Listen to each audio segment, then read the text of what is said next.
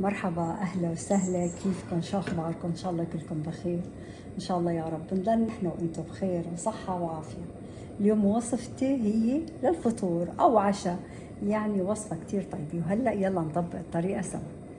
هلأ أنا هنا حطيت زيت زيتون تقريبا يعني شي 4-5 معالق، لأنه بس ما رح استعملهم كلهم، رح أصفيهم. بس هلأ بدي أضيف البطاطس.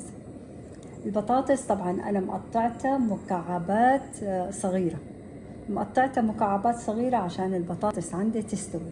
وأهم شيء البطاطس لما بدنا نطبخها ولا نستعملها بالقلي نغسلها كتير كتير منيح علشان النشا يطلع منها، ونقعها بالمية تقريبا نص ساعة، بعدين بصفيها وخلص بستعملها، تطلع معنا أطيب وأحلى بطاطس.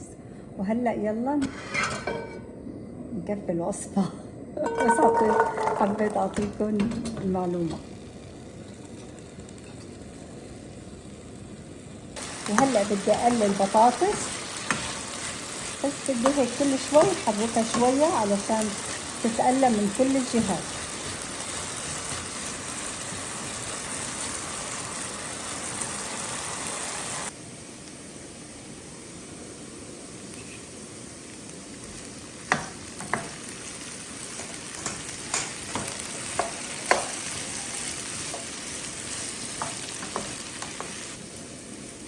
وهلأ صفيت الزيت اللي زايد عندي وبدي أضيف البصل، بدي أقلبهم مع البطاطس.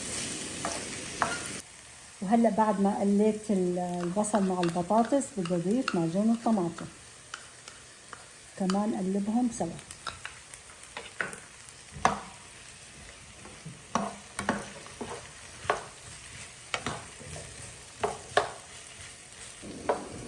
وهلأ بدي أضيف الطماطم.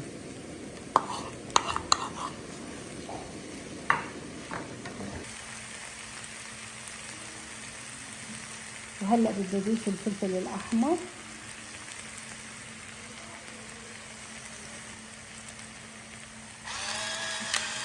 وبدي أضيف فلفل الأسود،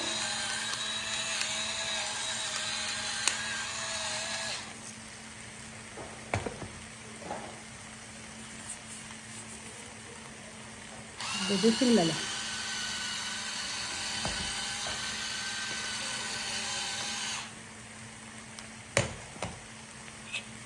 بدي أخلطهم.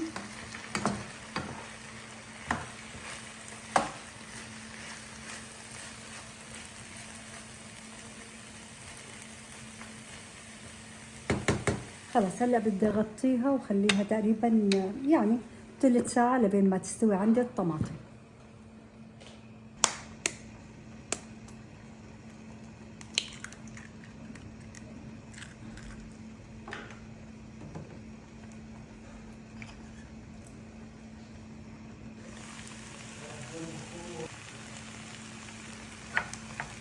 هلا بدي اضيف البيض.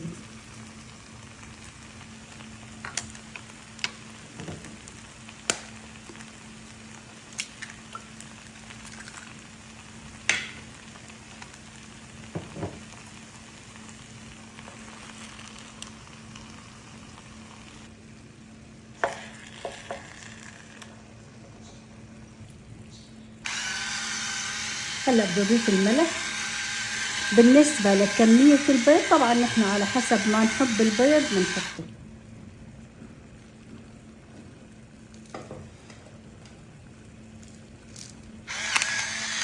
بالنسبة لمقاديري أنا عم سجلكم إياها كاملة وقت عم نزل الفيديو.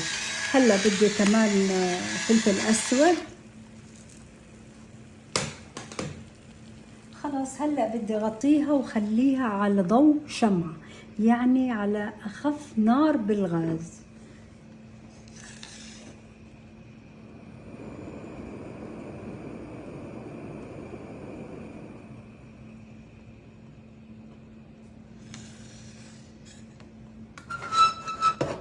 شايفين النار؟ ضوء شمعة أهم شي، مشان بدي عندي البيض يستوي والبطاطس والطماطم وما يحترق معايا.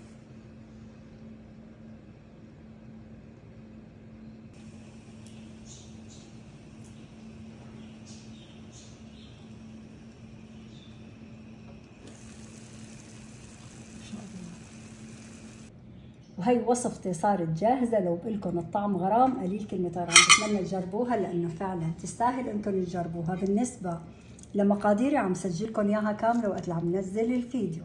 هلأ الفيديو رح يكون على قناتي على اليوتيوب، على صفحتي على الفيسبوك، على صفحتي على الانستغرام من وصفات عائشة الترك. بقلكم بالعافية على قلوبنا وقلوبكم. طبعا بتقدم معه مخللات، طماطم، يلي انتم تحبوا معه قدموا.